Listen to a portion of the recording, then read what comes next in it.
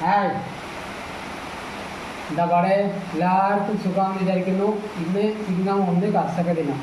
അപ്പോൾ കർഷക ദിനത്തിൽ ഓരോ കർഷകരെ ആദരിക്കുന്ന ചടങ്ങ് എല്ലാ സ്ഥലത്തും, കേരളത്തിലെല്ലാ സ്ഥലത്തും നടക്കുകയാണ്. അപ്പോൾ എനിക്കും അതിനൊരു അവസരം കിട്ടി. കൃഷി ഓഫീസർ നമ്മളെ വീട്ടിലെ കൃഷിയൊക്കെ കണ്ട് ജൈവ രീതിയിലുള്ള കൃഷിയാണെന്ന് സാക്ഷ്യപ്പെടുത്തി. അപ്പോൾ ഏറ്റവും സന്തോഷം തോന്നിയത് ഭൂമിനെ കേടുവരുത്താതെയുള്ള കൃഷിയാണ് ഞാൻ ഇതുവരെ സ്വീകരിച്ചത്. ഫസ്റ്റിൽ തുടക്കത്തിലൊക്കെ നമ്മൾ മറ്റുള്ള വളങ്ങളൊക്കെ ഉപയോഗിച്ചിരുന്നു. അത് മണ്ണ് കേടെടുത്തുന്നുള്ള ഒരു ചെറിയൊരു ബോധം വന്നപ്പോൾ ഞാനത് ഉപയോഗിച്ച് നമ്മൾ സ്വന്തമായിട്ട് എങ്ങനെ വളം ഉണ്ടാക്കിയിട്ട് കൃഷി ചെയ്യാന്നുള്ള ലെവലിലേക്ക് എത്തി. അപ്പോൾ അത് ചെയ്യുമ്പോൾ എന്താണെന്ന് വെച്ചാൽ മണ്ണ് കേട് വരണില്ല. കാരണം ഒരു പ്രാവശ്യം നമ്മൾ ഇലവളങ്ങളും ചാണകവും ആട്ടുംകാട്ടൊക്കെ ഉപയോഗിച്ചിട്ടുള്ള കൃഷി രീതിയാണ് ഉള്ളത്. കൂടുതലായിട്ട് ഇലയാണ് കരിയില കമ്പോസ്റ്റ് ആക്കിയിട്ടുള്ള കൃഷി രീതിയാണ് ഞാൻ ഉണ്ടാക്കിയത്. അപ്പോൾ അതിൽ തന്നെയാണ് എല്ലാത്തും നട്ടിട്ട് പരിചരിക്കലും. അതായത് കീടങ്ങളെ ശല്യങ്ങളും ഒന്നും വളരെ കുറവാണ്.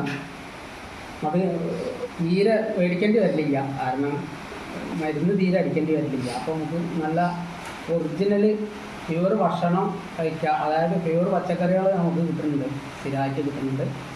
അപ്പോൾ അതുകൊണ്ട് നമുക്ക് പൈസയ്ക്ക് അധികം ചിലവ് വരുന്നില്ല. പിന്നെ തയ്യിന് ഒരു 3 രൂപ തൈ, അതായത് ഒരു മാസം നമുക്കിത് കിട്ടുമല്ലോ. അപ്പോൾ അതിന് വേണ്ടിയിട്ട് തൈ മാത്രമേ ഞാൻ മേടിക്കുള്ളൂ. പിന്നെ ബാക്കി സാധനങ്ങളൊക്കെ വീട്ടിലുള്ള സാധനങ്ങൾ ശേഖരിച്ചിട്ടുള്ളതാണ് ഉപയോഗിക്കല്. അപ്പോൾ ഇതൊക്കെ അന്ന് കൃഷി ഓഫീസറും കണ്ട് ഏറ്റവും നല്ല പഞ്ചായത്തിൽ ജൈവ കർഷകനുള്ള അവാർഡ് ആദരവ് എനിക്ക് തന്നു. അതിൽ ഞാൻ സന്തോഷം പ്രകടിപ്പിക്കുന്നു.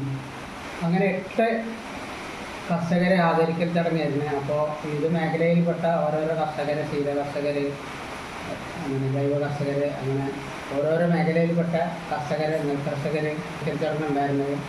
അപ്പോൾ ഈ ആദരിക്കലുകൊണ്ട് ഉദ്ദേശിക്കുന്നത് പുതിയ തലമുറയിലേക്ക് വളർന്നു വരാനുള്ള പ്രചോദനമായിട്ടാണ് ഈ കർഷക ദിനം ആഘോഷിക്കുന്നത്.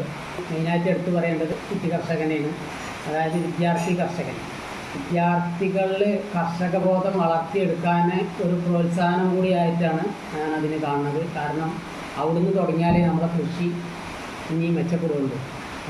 അപ്പോൾ അവിടുന്ന് തുടങ്ങിക്കഴിഞ്ഞാൽ ഓരോരോ കുട്ടികളിലും കൃഷിയെ പറ്റിയുള്ള ബോധം ജനിപ്പിക്കാൻ നമുക്ക് പറ്റിയിട്ടുണ്ടെങ്കിൽ കൂടുതലായിട്ട് നമുക്ക് കൃഷിയെ പ്രോത്സാഹിപ്പിക്കാനും അതുമായിട്ട് നമുക്ക് മുന്നോട്ട് പോകാനും അന്യ സംസ്ഥാനങ്ങളെ ആശ്രയിക്കാതെ ജീവിക്കാനുള്ള ഒരു സാഹചര്യം ഇവിടെ കേരളത്തിലുണ്ടാവുകയും ചെയ്യും.